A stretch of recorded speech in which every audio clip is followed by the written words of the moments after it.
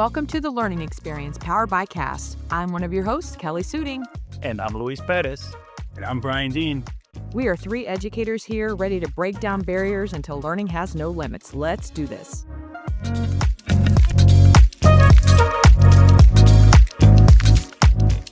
Hey friends, we're so glad that you're here with us for another episode of the Learning Experience with myself and the one and only Luis Perez. How you doing, Luis? Hey, Kelly. How are you?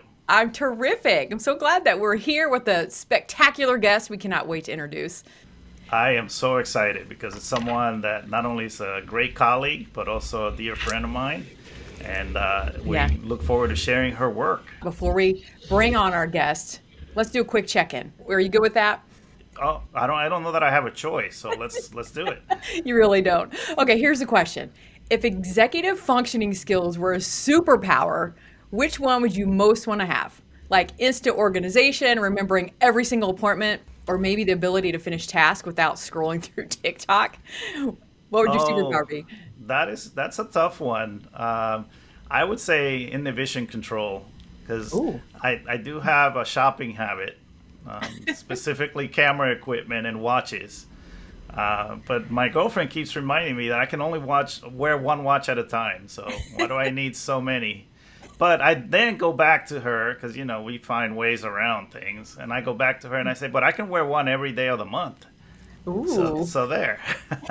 No, but definitely inhibition control, especially in our age where we have so many things calling for our attention, whether it's social media, where every other thing is an ad. Trying to grab your attention and trying to get you to do something. Mm-hmm. So just the ability to step back and reflect and make sure that whatever action I take is in my best interest and not in the best interest of marketers. So that would be my superpower. I love that. Next time you screen share with me, I'm going to look to the side of the ads because that's the most things that you're shopping for, those ads that pop up on your screen, which can be really bad when you're, you're live and screen sharing and people actually see what you're shopping for. And so I think I would go with like focus laser. Like imagine sitting down to write something and I wouldn't even think about getting a cup of coffee or opening up my snack drawer. It's just total, pure productivity. And I think I would be so excited about that. But that's one thing, that these skills just aren't random talents. They're just part of what makes executive function so powerful in our everyday lives. And that's why we're so excited to bring on our guest today. So we are joined by someone who has spent the last 20 years decoding the science of how humans actually learn and thrive in the world. Educational therapist, executive function guru, and an all-around learning powerhouse, Alexis Reid. She has worked with everyone from kids to adults, which we have a colleague in the field that says from twinkles to wrinkles, from classrooms to organizations worldwide, and helping people find that balance between learning and wellness, which is so important. And friends, she literally wrote a book on executive functions, co-authoring with Dr. Lisa Carey, titled Supporting Student Executive Functions, Insights and Strategies for Educators back in spring of 2024. And you might also know her as a co-host of the Reid Connected podcast with her brother. So basically, if you've ever wondered why your brain forgets your keys, but you can remember every lyric to the 90s pop songs, Alexis is here to help us figure it out. So Alexis, thank you so much for joining us. Oh my gosh, I'm so excited to be here. I'm a huge fan of the show, and you know how much I adore both of you, so I'm so grateful to be with you today. We are honored. We are definitely honored, Alexis. And so let's go ahead and get started with our conversation. So let's start with typically we start our podcast with the origin story, right? And what got you to where you are today. So I know a little bit about your background, but I think we want the rest of the audience to get a sense of like the full breadth of everything that you've done. And I know you, hopefully I'm not mischaracterizing this, but your professional training really is in an area where there's a big emphasis on interventions, right? But somehow you ended up becoming a big advocate for UDL, which really takes a more proactive approach, right? Of trying to address things before they become an issue. So how did you get to this point in terms of your understanding of UDL and being an advocate for it, which we definitely appreciate because we definitely the strength of our community really is what makes it so powerful. So tell us a little bit about your origin story when it comes to UDL. Wow. That's a really great question. Thanks for setting me up so nicely, Luis. I think it goes back to even being a young kid, kind of just seeing some of the injustices and inequities in the world. And I remember being, a little 8-year-old, and if one of my grandparents would say something that was kind of off kilter, I would jump in and just shut them down and be like, wait a minute, that doesn't seem like it's fair. That doesn't seem like it's taking into perspective everything that's happening. And of course, I had different language then. But throughout my life, I've kind of found these little pockets of time where I was able to just help. And ironically, I share in the book notes about me that my name Alexis is actually the helper. So I guess my mom and dad had a plan even before I got started. But in my undergraduate work at Loyola, Maryland, I actually was a big proponent of the idea that they looked at the whole person. In Latin, they call it the cura personalis. So when I was going through my educational training, it wasn't just about learning the content. It wasn't just about learning the interventions. It was really about looking at the whole person. And as I mentioned, I kind of serendipitously ended up in these spaces that really seemed meant for me. So Loyola was a place that looked at the whole person, and my brain kind of works like that. I think that's why I'm so connected to UDL and CAS, because so many of the folks that I've met over my time with CAS, which I'll explain in a moment, don't just look at one piece of a person or a learning journey. They're really looking at the bigger picture. And I think that's the most important thing that we can do as educators and as humans, right? Not just get caught on one specific topic. So when I was at Loyola, I did my training in educational skills. I got my certificate to become a teacher.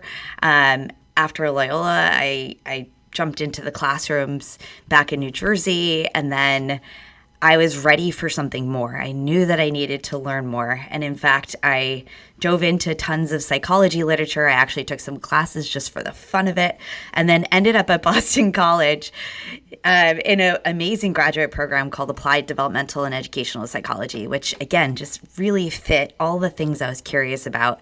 And when I was there, of course, I didn't just stick to my plan of study. I branched out and I joined a lot of different research groups looking at early childhood development, looking at the acquisition of different content area skills, thinking about cognition and learning about UDL, learning about positive youth development. I really was so lucky to dive into learning a plethora of different concepts and ideas to be able to bring things together. And when I was there, Luis, you've heard this story before, I was pulled into a class that I wasn't even enrolled in. One of my mentors, Penny Hauserkrantz, said, you have to come to my class today. There's a guest speaker coming in who I think you're really going to get jazzed by. I think you're going to love everything he has to say. It's very in line with the way you talk about teaching and learning. And I'm in the back of the room like a bobblehead, just nodding the whole time with a huge smile on my face. And of course, it was none other than David Rose talking about universal design for learning. So from that day on, I was a huge proponent of UDL because it just took everything that I kind of knew and was practicing in my own work, in my own life, and pulled it together and gave it a language. And from then on, I dove into the neuroscience. I was lucky enough to start an internship with CAS back then. And that, I think, was like 18 years ago at this point. So I've been able to, work alongside with CAS. I've been a cadre member and a UDL faculty member for many years, and I've worked with all the greats, right? Like I was trained by Grace Mayo in how to deliver professional development, and Tracy Hall and Richard Jackson and G, and like so many amazing people that really helped to shape my thinking. And Richard Jackson, Louise, as you know, is a great mentor and friend of mine too, who just opened up my eyes to the world of disability beyond anything I had ever learned in the classroom. And he taught me how to really take these passions and turn them into advocacy work. So I'm really grateful for so much. And there's lots of holes in that story, but I'm so grateful for that entire journey because it really shaped me as a person and allows for me to do all the work that I do. Yeah, and you mention like all the people that you've met along the way that have kind of been like those little bricks that then add up to like a full wall of people that have really supported all of us here. I think everybody on the podcast has that line of mentorship, right? And so shout out to Richard Jackson, a mentor of mine as well, and of course David Rose.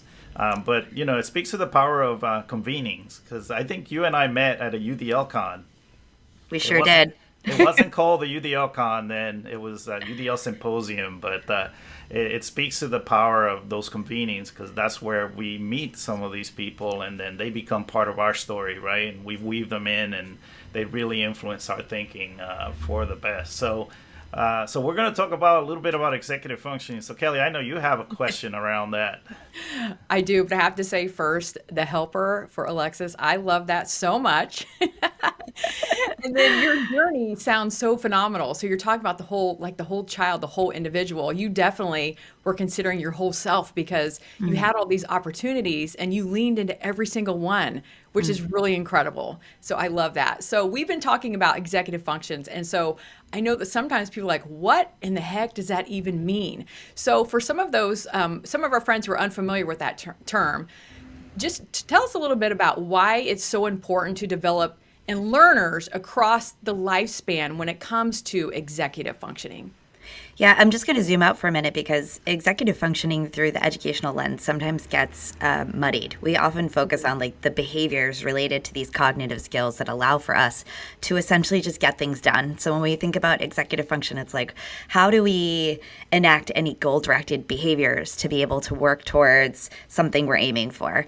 So a lot of the ideas around executive function is more about how we do things, but really there's this huge set of cognitive skills that are always in the background, kind of like under the hood of a car, like an engine that's running, and all these different component parts that allow for us to get to a destination or to meet our goals. And executive function is a set of cognitive skills related to the frontal lobes, the prefrontal cortex, which is the very last part of our brain to fully develop, as you both know.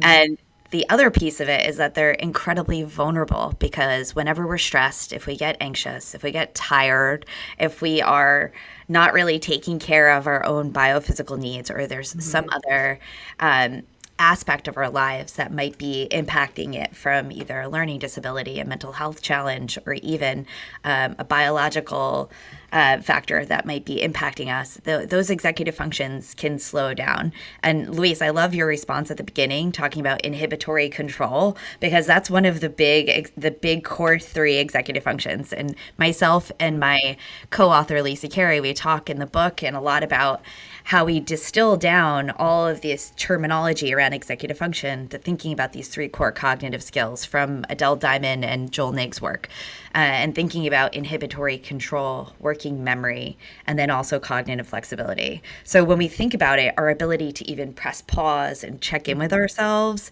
to be able to hold on to information and directions and do something, and then like when you start on that path, there might be a detour or a roadblock, or as we talk in UDL terms, there's a barrier that can get in the way of doing what we're intending to do.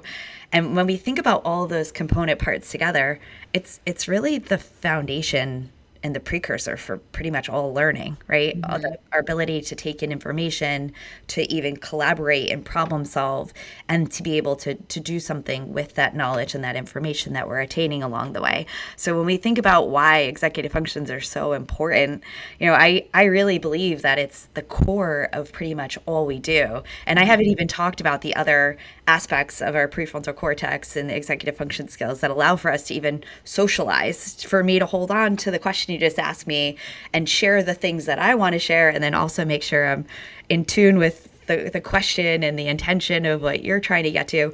All of that is requiring me to activate my executive function skills just to have this conversation this morning. Yeah, I would say that they're a big part of adulting.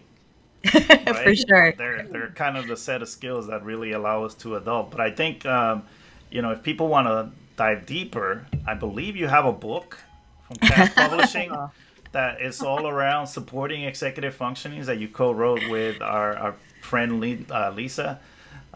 So I think in the book you mentioned that it's the skills that allow us to get things done when things get hard. right? Because the rest of the time we're kind of like on autopilot. But then when there's a challenge that comes up or there's a challenging situation, then really kind of rely on our executive functioning to allow us to continue to do the things that we need to, pursue our goals. So can you talk a little bit more about that? Tell us about the book. Why did you write it? And then if there are a couple of 2 or 3 nuggets that you want to share. And of course, people can check out the book from Cast Publishing. See what I did there with that plug?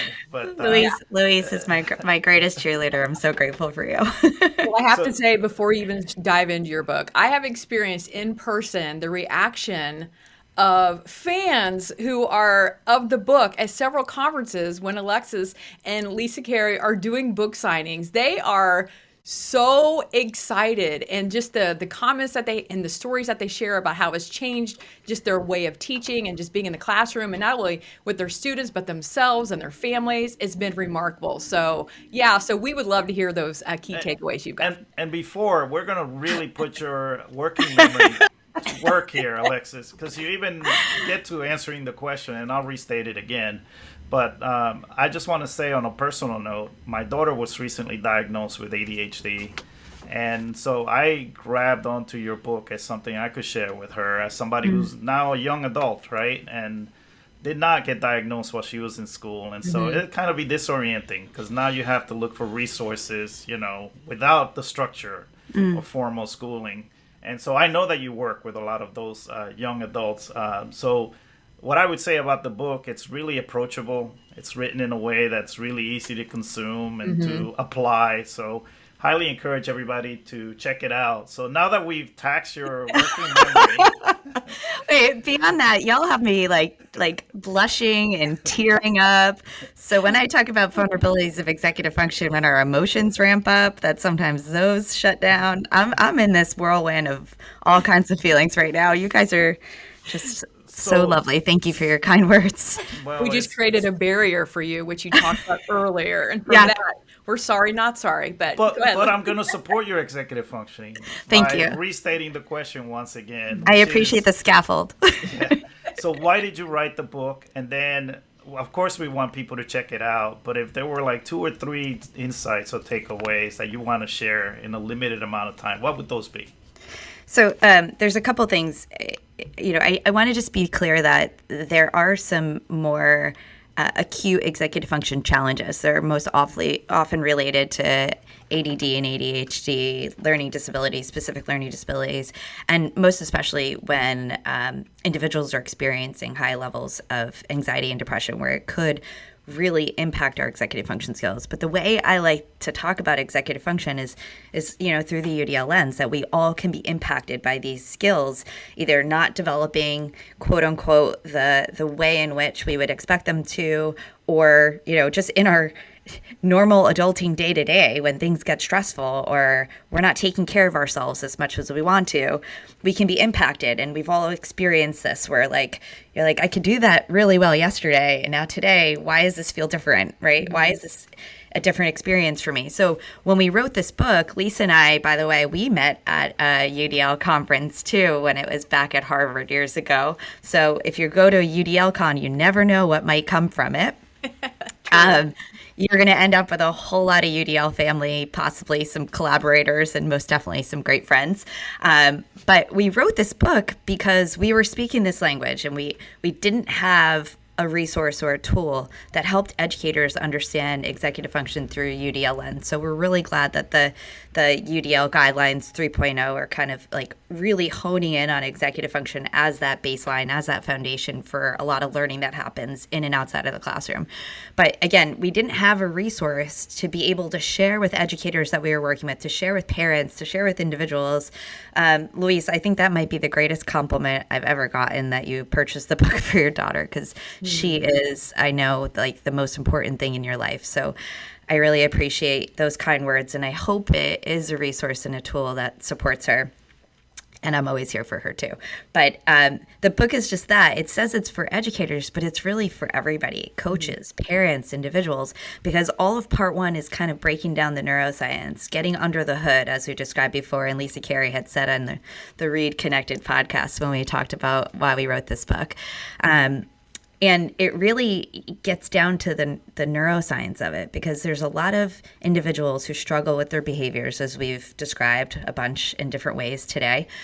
And oftentimes we feel bad about ourselves. Like, I'm just not good at this. I'm just not good at timing. I can't plan. I can't stay organized. When in reality, there's like a neurocognitive function to that. And often it's related to our limbic system and our emotions, that instead of placing blame on the person, we can actually roll it back and think about, well, what's happening? What really is getting in the way?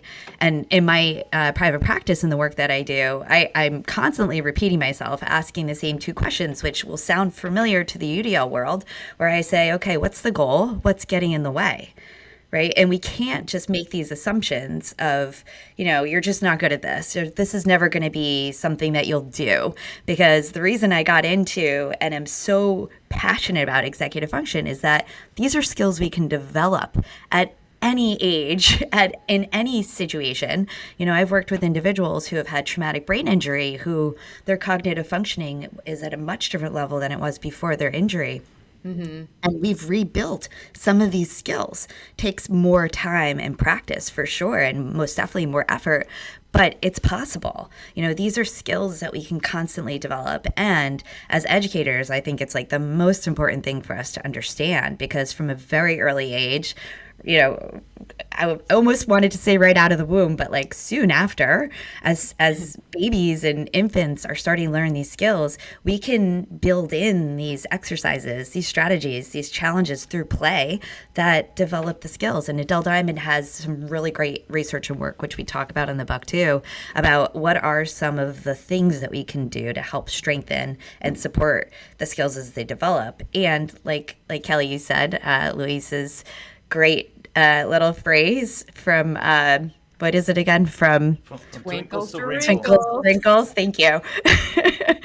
I have young children that I work with, and I partner very closely with their families, because it's not just about, here's a skill, here's a strategy, use a planner or a timer. It's more about how we use these skills and strategies. Mm-hmm. So from our book, spoiler alert, it's not going to just say, do these things and you'll get executive function skills to come online.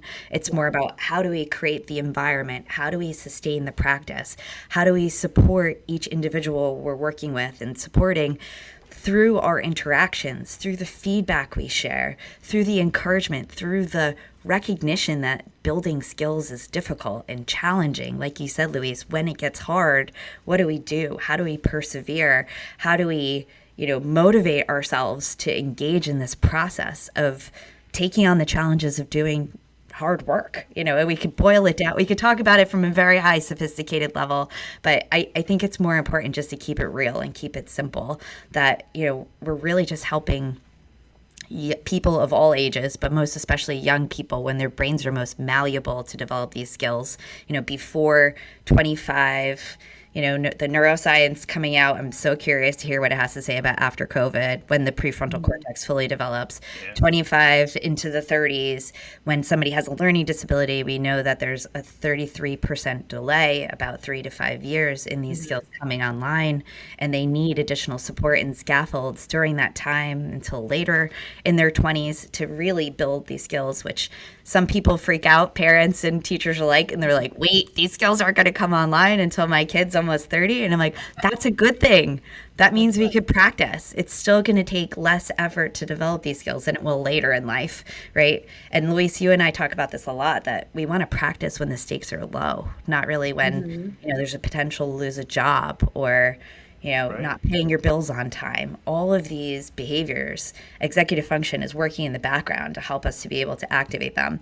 And I'm just going to put in a quick plug, because I think it's so important to develop these skills too, because it allows for us to critically think, to make these assessments and discriminate between what is good and not so good information, what is actually just based on one perspective and one opinion, versus are we considering multiple perspectives and opinion to be able to construct knowledge, to be able to think about what our values and beliefs are. So executive function skills is not just about classroom learning. It's really about how we can develop these skills to help us improve for learning and life, as I say. And then, it sounds like, they're even more important when we live in an information-rich age where there's a Mm-hmm. lot of stimulus coming in our directions. And some of that will be useful stimulus, right? We'll get something out of it, and some of it won't. One of the stimuli that I especially enjoy, and I wonder if you could speak to it real quick. Every Wednesday, you do a What's Up Wednesday, and on social media, on your Instagram account. But one of the things that I've seen you talk a lot about is the power of routines and how those could be a powerful scaffold. So tell us a little bit about that. Yeah, I appreciate it. I'm going to make one quick note about What's Up Wednesday because I think another thing that tends to lack in our world is this sense of community and connection. So I actually started doing like a What's Up Wednesday with friends and family to be like, hey, this is what's been going on in my life. We haven't talked, but here's 1 minute to give you a quick update at the very minimum. So I was like, let me bring this to Instagram and share some more content. And a lot of it has been around routines, especially now during the summertime where those usually go by the wayside, especially for young people. When you're out of school, there's really no structure. And I like to talk a lot about Maria Montessori. She happens to be a hero of mine, and I was really honored to be able to be trained in Montessori pedagogy and teach in a Montessori school for a short period of time. Well, about 9 years, not that short. But and I also am a Montessori kid. My parents put me into Montessori preschool, which I credit some of my curiosity and creativity to that time as well. But she talks about freedom within limits, right? Being able to be flexible, but still have some structure around that flexibility. And I think that's a really important thing that we often lose as we get older.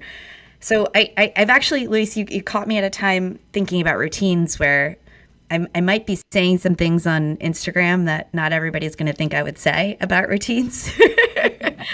But I will say this, when we have a little bit of structure with flexibility, it allows for us to be able to be our best selves, to be able to regulate ourselves both from a biophysical and emotional perspective. And then it also allows for us to kind of like step into some of the more challenging experiences, tasks, or work or learning that we engage in. Wow, So so that's UDL in so many ways, right? Freedom within limits, sure the right is. structures. Do you see why I got so connected to UDL? Because I was like, oh, this is very similar to a lot of the Montessorian pedagogy. So for Yeah. all the Montessorians out there, I'm always happy to talk about all of her work. Out now. Whoop, whoop. Yeah, yeah. So I just want to go back to when you were given the key takeaways from your book. I really appreciate how you reframed like the goal of the book. So I think because it's broken down so easily, it's definitely not like if you do this, executive function is going to float to the top and everyone's going to be successful, just like you said. And I think that's really important. But the magic of the book is thinking about what the goal is and how you are thinking about executive function and again like the whole learner, the whole student. And so oftentimes we work with a lot of students, and so they say exactly what you said. I'm not smart, I can't do this, because that's how they have felt their whole life, because there is this misconception of executive functions. We learn how to play when we're in preschool, right? No, we learn organization and elementary school. No, we get in high school and that's still something that's a barrier. And like you said, barriers can happen at any time based on maybe stress and anxiety. So when our learners are not feeling smart, that is innately giving us this feeling of stress and anxiety. Specifically, if like our students have to read out loud in front of class and perhaps there's a reading disability there, it's all of these things. And so we know that lack of knowledge is not lack of intelligence. So when we have those barriers there, our students can't get that information, and then it's this spiral of all of these different barriers that are coming about. And so with that said, so I'm in the presence of greatness right here, friends, with Alexis and Louise, because they have been collaborating a lot and discussing the role of AI in executive function and supporting all of our learners. And so if you've not seen them together, find them, schedule yourself for all their sessions. They're amazing. Oh, thank you. Like, yeah, so And like, Kelly, I'm in bobblehead mode for those of you who are listening, like I was describing before, for everything you just said. So thank you for highlighting all of that. yeah, well, I'm like getting excited, getting on my soapbox. I'm trying not to. I love So it. AI is a hot topic. So, and this is a question for both you and Louise. So, how can AI support executive function and either help or you think it hinders learning? So, what are both of your thoughts on that? And what do you think about that role of AI in education today? So as one of the hosts, I'm going to put Alexis on the hotspot first. Yay. I'm going to exercise my privilege as a host and put our guest on the hotspot first. Well, okay, two things. For the listeners, if you haven't seen Luis and I talk about this, or you haven't listened to the podcast episode on the Reconnected podcast, where Luis came on to talk about both the benefits and the barriers, the challenges, and the ethical implications of AI, I think it's really important to dive in, not just to self-promote, just to join the conversation, because it's constantly evolving and changing. And for those of you out there, I'm very hesitant about AI and a lot of these digital technologies coming in and taking over a lot of the roles of human interactions. But I am also a big proponent of efficiency and supports and change that we know can create more agency in the lives of individuals who really need that additional support, / all of us at different points of our life.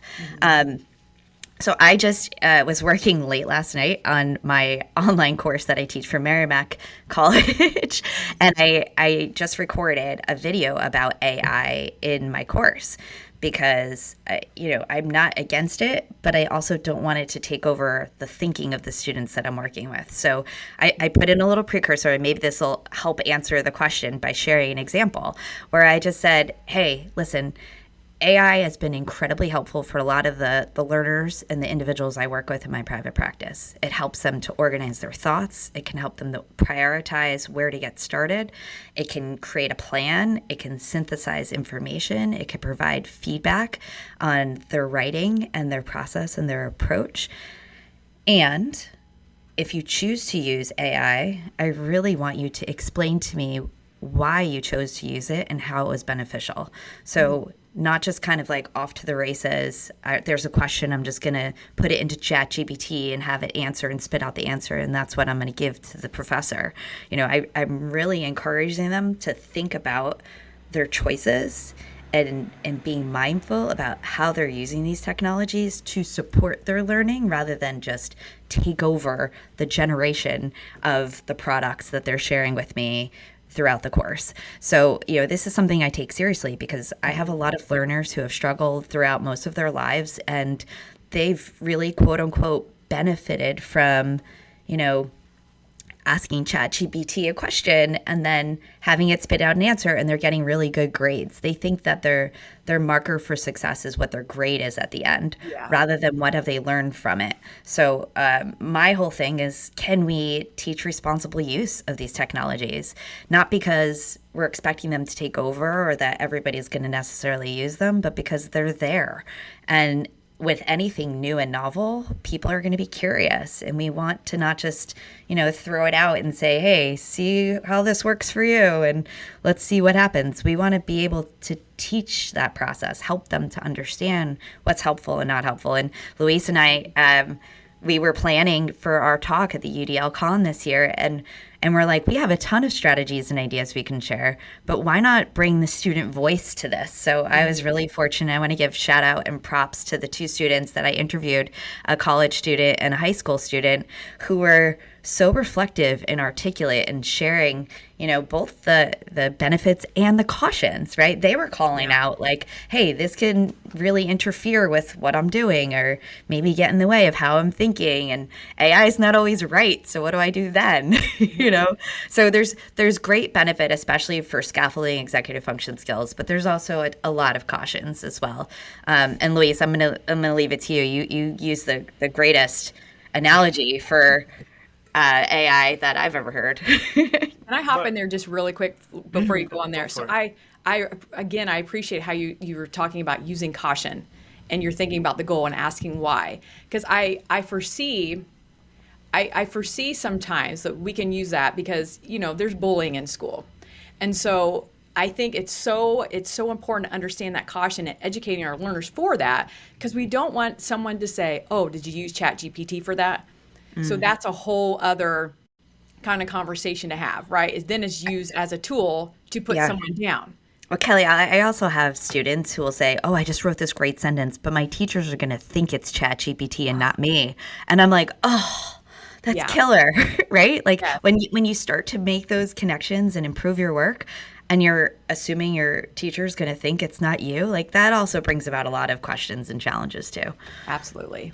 Yeah, and I to share that metaphor, which I got from an Office of Ed Tech report, right? The idea of AI or any of these tools, really, because it's not just AI, right? We've had similar moments with other technologies, whether it was the search engine or the internet itself, right? Where there are people that are going to say this is the downfall of education, and some people this is like the game changer in education, right? So it could go either way because these are just at the end of the day tools, right? But it's about agency, and the metaphor is that it should be like an electric bicycle, right? Where it does give you the improvements in terms of like efficacy and efficiency, I should say. But at the same time, we want you to be in control of what it's doing, right? And we want it to be in the service of student agency. So just like an electric bicycle, you determine where it goes. It does give you a lot more pedaling power, but you're in control and you determine where it's going to go. But also, I would say, like, let's recognize that these tools have been used by people with disabilities for a long time. Like AI, it's improved quite a bit, and we have generative AI now, but you know, AI has been in the background in many of the tools that people with disabilities use. I would also say that it's okay to dip your toes in. Yes. Like, you don't have to go full in. As an educator, you can dip your toes in and determine what works and what doesn't for you over time. So don't feel like you have to follow the crowd and just AI everything. Because you and I have been discussing the environmental impact quite a bit. Right. And so I find that, you know, if we take a step back and realize that each time that we put in a prompt is using X liters of water, right, then we can be more purposeful about using it for things that are high leverage as opposed to creating memes. Yeah. And Luis, I'll like open the hood and pull back the curtain. Luis and I often will send messages back and forth through social media. Everything that comes up that is related to AI, we're like, "Do you hear what they're saying now? Did you see what's going on now?" Because it's important to be aware, but like the same thing with executive function and attention, right? Sometimes when we're too aware, when we're taking in too much information, it can be overwhelming, and then it either shuts us down or makes us feel disconnected from whatever the topic or the idea is. So, you know, take it with caution and you know, listen to both sides of the conversation, because there is great benefit and there's also some expense, right? There's environmental concerns. There's a lot of economic capitalism going on behind AI, behind the scenes. There's a lot of things that are going on that are pushing this initiative forward to be integrated more into our day to day. Stay tuned. I have a really great talk that's been in my head for about 10 years about efficiency and executive function and automaticity, that like we need to find a good balance. It's not about all or nothing, right? When we think about cognitive flexibility too, that's the most complex of the executive function skills that really takes a lot longer to develop, and it's so directly related to stress and anxiety that when we get stressed or anxious, we could think about it in our own lives, like we get more rigid. We stick with what feels comfortable instead of taking risks, instead of, you know, pushing ourselves further and thinking about different challenges. And, you know, cognitive flexibility is a really important one. We don't want to fall into this all or nothing black and white thinking. We want to really try to stay in the middle as much as possible about all of these ideas, especially new technologies that come out, because like you said, Luis, they are incredibly helpful, supportive, and sometimes necessary for a lot of people to be able to access the world and their learning. And, you know, we also want to be mindful of how it impacts society.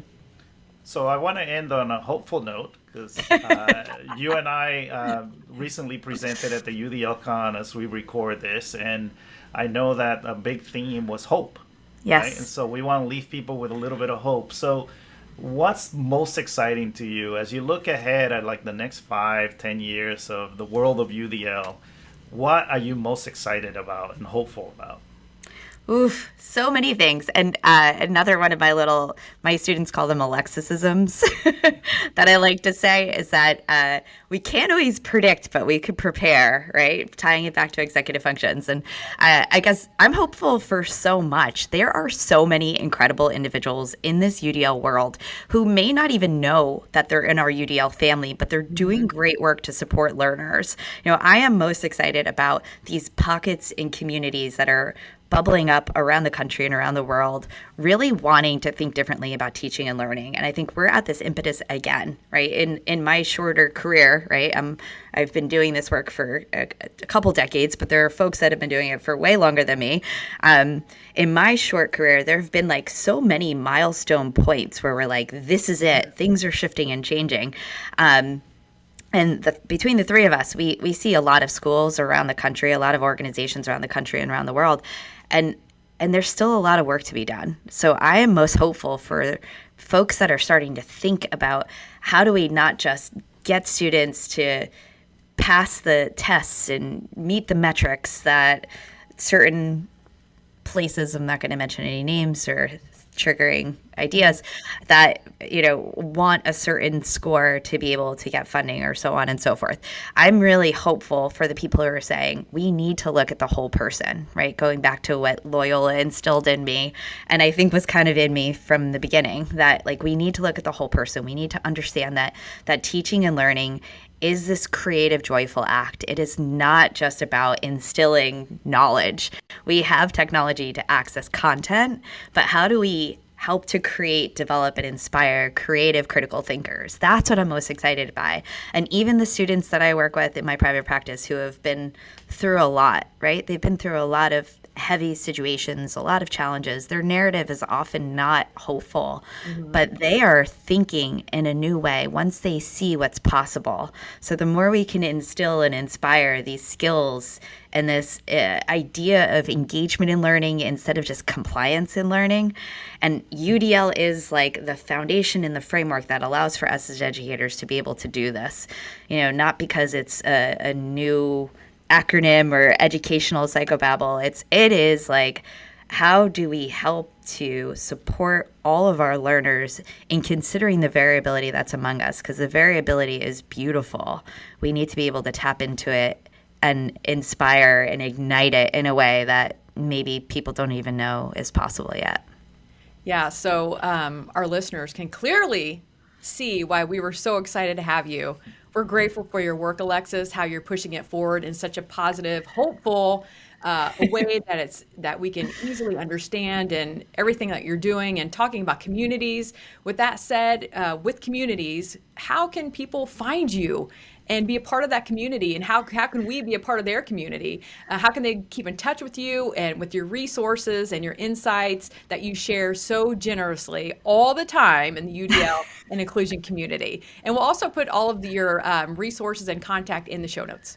Oh, thanks so much. I really appreciate that. And, I mentioned Instagram. That's probably my greatest social media vehicle. And I have to say, please encourage me, because the more feedback I get, the more I want to share more. But a lot of times I feel like I'm just talking to myself on that thing. So the more followers, the more interaction and engagement and questions, pushback, all the things through social media and Instagram. It's at Alexis Reid. Same with the podcast, Reconnected Podcast. We love doing this work. And the whole idea is, how do we get our conversations out there to the world in a free and accessible way? And, we do this from our heart. It's our philanthropic effort to be able to give back. So please, just pass it along, just to keep we want to try to just keep it going. So the more you could share the Reconnected podcast. My brother is a clinical and sports psychologist, so he brings his expertise to the conversation, into the work, in conjunction with executive function, wellness, and learning, and the UDL part that I bring. So it's a really great conversation, and we have amazing guests. Luis has been on. Kelly will be on soon. And the book, of course. So. Yeah, and you can find the book if you go to the CAST website, CAST Publishing. You'll be able to find it there. But the most important social media account, Alexis, that you did not mention is your dog. You got to follow your dog. Yes. He'll be upset that he didn't take main stage today. I apologize, Rafa. Rafa the Vishla. Speaking of bringing joy, he brings a lot of joy to the world. We're really grateful for him. Yeah. Love it. Thank you so much again. We are so grateful for you. Oh, thank you, Kelly and Luis, and thank you for all you do. This podcast is amazing, and you both are the best. So thank you so much. Always a pleasure, Alexis, and we'll continue the conversations, I'm sure. Let's go. I'm here for it.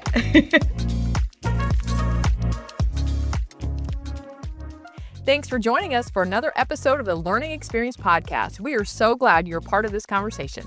And if you're like me and today's episode sparked some ideas or got your brain flowing, well, just remember there's so much more to explore out there.